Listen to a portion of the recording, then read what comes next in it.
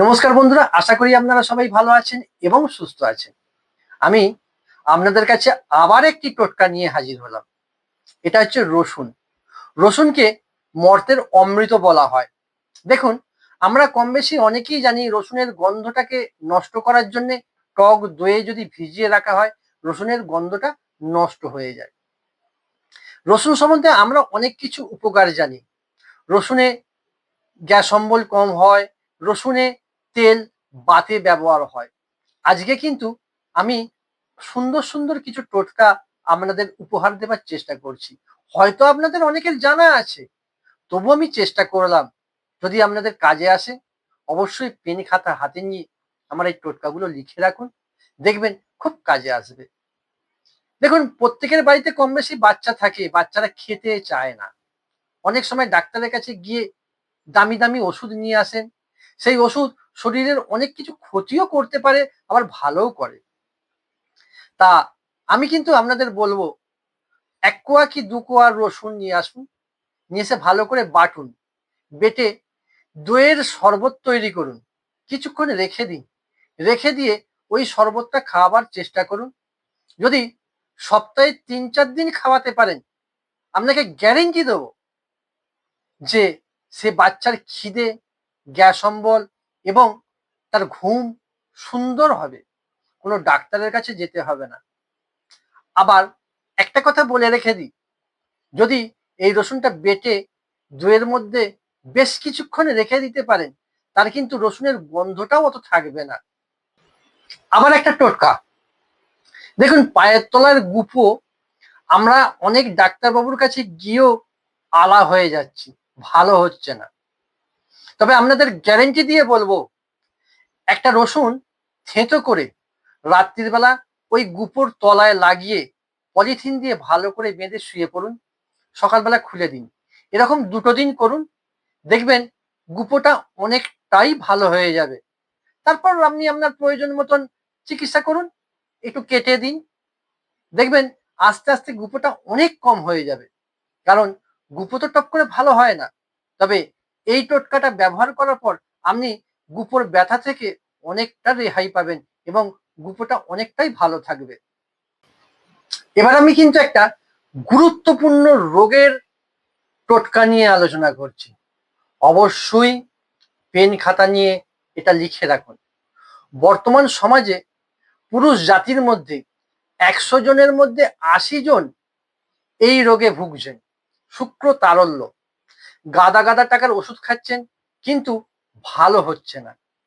তাদের আমি অনুরোধ করব, অবশ্যই দুটো ১ কোয়া রসুনকে বেটে ১ কাপ বা ১ পোয়া গরম দুধে দিয়ে ভালো করে ফুটিয়ে সেই দুধটা অন্ততপক্ষে রাত্রে প্রত্যেকটা দিন ১টা মাস সেবন করুন না।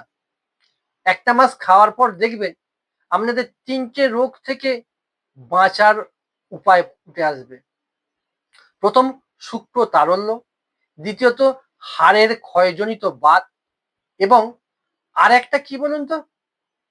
আরেকটা মারাত্মক রোগ, সেটা কি জানেন?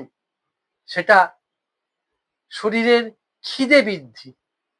আমাদের অনেকেরই খিদে কমে যাচ্ছে। এই ৩টে রোগ এই সামান্য টোটকা থেকে তৈরি হয়। কি? ১ কোয়া রসুন দুটো নিন, ১ পো দধে, ১ পো না হলেও আপনি ২ কাপ কি ১ কাপ দুধও নিতে পারেন। তাতে ভালো করে ফুটিয়ে নিন। রসুনটাকে বেটে অবশ্যই দেবেন। ফুটিয়ে নিন। সেই দুধটা ঠান্ডা করার পর প্রত্যেকদিন রাত্রিবেলা খান। দেখবেন শুক্র তারল্য, খিদে মন্দা এবং শরীরের ক্ষয় বা হাড়ের ক্ষয় রোগ থেকে অবশ্যই মুক্তি পাবেন, ১০০% নিশ্চিত। আমি কিন্তু আবার একটি রসুন নিয়ে গুরুত্বপূর্ণ টোটকা আপনাদের বলছি, একদম গ্যারেন্টি যুক্ত। আপনারা ব্যবহার করে দেখুন। যদি ফল না পান, অবশ্যই কমেন্ট করে জানাবেন এবং ফল পেলে তো অবশ্যই কমেন্ট, শেয়ার, লাইক এবং সাবস্ক্রাইব করে আমার পাশে থাকবেন। দেখুন, আমরা অল্প বয়সেই মুড়িয়ে যাচ্ছি, বার্ধক্য গ্রাস করছে আমাদের। আমি তাদের অনুরোধ করব, আপনারা অন্ততপক্ষে ২ থেকে ৩ মাস এই টোটকাটা ব্যবহার করুন। দেখবেন অনেক অনেক উপকার পাবেন, যে উপকারটা হাজার হাজার টাকার ওষুধ খেয়েও উপকার হচ্ছে না। সামান্য দুটো এক কোয়া রসুন নিন, বা আপনার ঘরোয়া যে রসুন নিয়ে আসেন সেই রসুনই গোটা ২-৩ নিন, বেটে ফেলুন। একটা আমলকি নিন, সেটাকে রস করুন।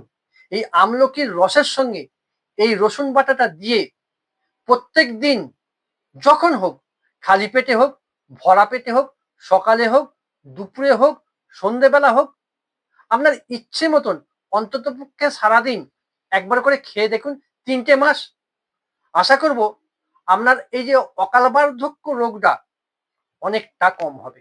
শরীরের একটা স্ট্রেংথ তৈরি হবে এবং বাত ব্যথা থেকেও আপনি অনেকটা আরাম পাবেন। এটা ১০০% গ্যারেন্টি। দেখুন, এটা আমার তৈরি নয়। বড়, বড় আগেকার দিনের মুনি ঋষিরা এগুলো তৈরি করে গেছেন। আমরা জানতে চাই না। আমরা জানতে পারি না, সেই জন্যেই আপনাদের এই টোটকাগুলো বললাম। অবশ্যই এই টোটকাগুলো প্রয়োগ করে দেখুন না। আশা করব আপনাদের খুব ভালো আসবে, ভালো লাগবে এবং আপনাদের খুব কাজে আসবে। আর অবশ্যই ভিডিওটা ভালো লাগলে, আমার টোটকার গুণগত মান ভালো হলে সাবস্ক্রাইব করে আমার পাশে থাকবেন।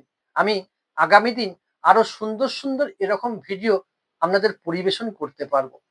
আপনারা ভালো থাকুন, সুস্থ থাকুন, এই কামনা করব এবং আমার পরবর্তী ভিডিওর দিকে অবশ্যই চোখ রাখবেন।